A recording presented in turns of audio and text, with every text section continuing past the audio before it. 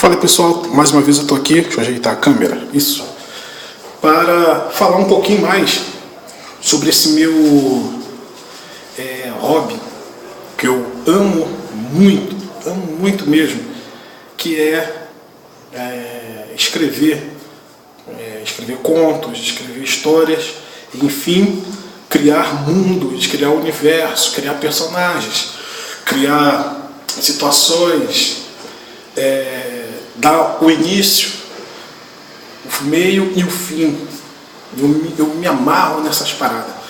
E eu me lembro que quando eu estava no ensino fundamental, moleque ainda, houve um trabalho de redação onde a professora, me lembro até o nome dela, Miriam, pediu para que nós criássemos uma história. E antes disso eu já tinha lido Monteiro Lobato. Aliás, foi o primeiro autor, agora eu estou me recordando aqui, foi o primeiro autor que eu li, Monteiro Lobato, Sítio do Pica-Pau Amarelo. Aí, chegando esse dia da redação, eu criei uma história de um índio. Não me lembro o nome, não me lembro da história, mas eu sei que criei. E entreguei a redação, fiquei ansioso, claro, poxa, o que a professora vai achar da minha história. E eu sabia exatamente aonde eu tinha colocado a minha redação. Eu era o terceiro, e ela foi puxando. Quando chegou no meu, eu fiquei observando.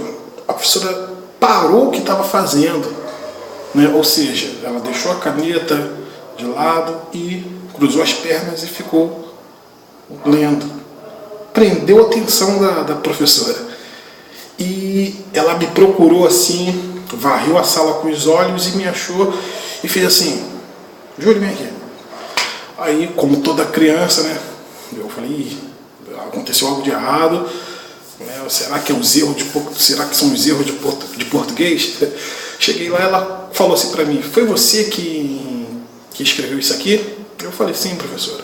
Ela: olha, tá muito interessante isso daqui, essa história. Você vai continuar essa história? Aí eu: professora, eu criei porque a senhora pediu aí, eu quero conseguir uma boa nota.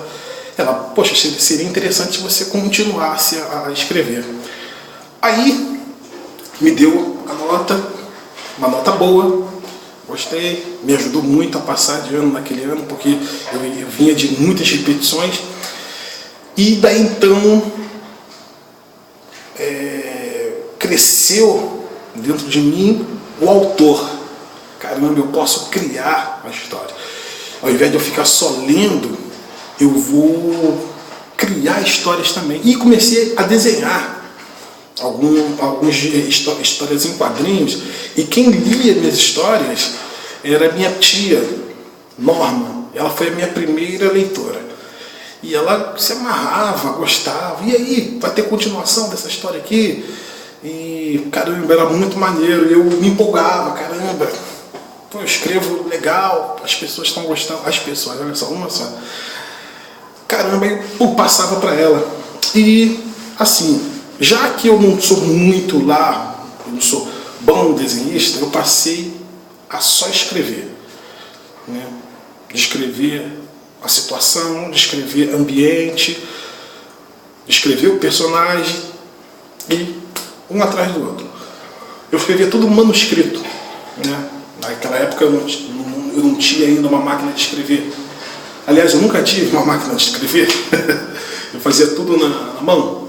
E até pouco tempo atrás, estou dizendo pouco tempo mesmo, até 6, 10 anos para trás, eu ainda escrevia na mão. Olha só, eu não tinha um computador. Que coisa, hein? E conforme eu fui lendo autores famosos, bons autores, eu sempre fui louco por cinema, então sempre fiz questão de assistir bons filmes que tinham uma trama legal. Eu falei: caramba, eu ficava pensando como é que esse cara escreveu isso, como é que ele escreveu essa trama bem amarradinha, uma trama longa, complicada, complexa, e ele não deixou ponta solta. Eu tentava pegar o esquema dos caras, pegar a técnica dos caras. E eu me lembro que eu lia muito autor internacional. Até que eu conheci um autor nacional, autor dos 7, André Bianco.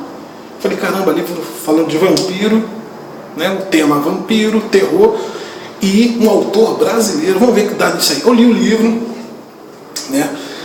E achei muito interessante, porque as coisas ocorrem tudo em Osasco, né? Ele fala exatamente o nome dos lugares. E eu falei, pô, o cara, né, honra mesmo a sua nacionalidade, então é assim que eu quero ser. Sempre, mas antes de ler o André Bianco, eu sempre achei que nós, como autores brasileiros, nunca deveríamos colocar nomes. Vou fechar a porta. Nunca deveríamos colocar nomes estrangeiros, né? Usar sempre João, Maria, José, Carlos, Marcos. E eu faço que, se você ler meus contos, você sempre vai ver esses nomes aí bem populares. Porque nós estamos no Brasil. Então cabe a nós, caramba, fazer, né, histórias passadas no Brasil. Os autores internacionais, eles só escrevem assim porque eles moram lá. É para que vocês entendam. Então, o que acontece? Tomei gosto pela escrita. Comprei um computador, tá bom? Aliás, ganhei um computador de uma aluna minha. E dali diante não parei mais. E me inscrevi num site chamado Recanto das Letras, onde eu posto os meus contos, as minhas poesias. Não sou lá muito fã de criar poesia, não. Eu gosto até de escrever, mas eu gosto muito de contos, eu gosto muito de histórias, eu gosto muito de ficção. Também não sou muito bom em autoajuda. Tem alguma coisa e outra, alguns artigos ou outro no meu blog, mas não é o meu forte. O meu forte é criar mundos, é criar universo. E criei um blog, Protocolo Finnegan, 2016.blogspot.com.br, .com, não tem BR não. E posto lá meus contos quase que diariamente, né? Sabe de uma coisa? Todo dia, de manhã, antes de levar minha filha para o colégio, eu sento e escrevo alguma partes, capítulos, né? Houve uma época que, quando a sua cabeça está fresquinha, né? Eu chegava a escrever cerca de 5 capítulos. 5, 6 capítulos, 10 capítulos. Hoje eu só escrevo 2, né, porque o tempo está mais reduzido, né? E como chefe de família nós temos muito o que fazer.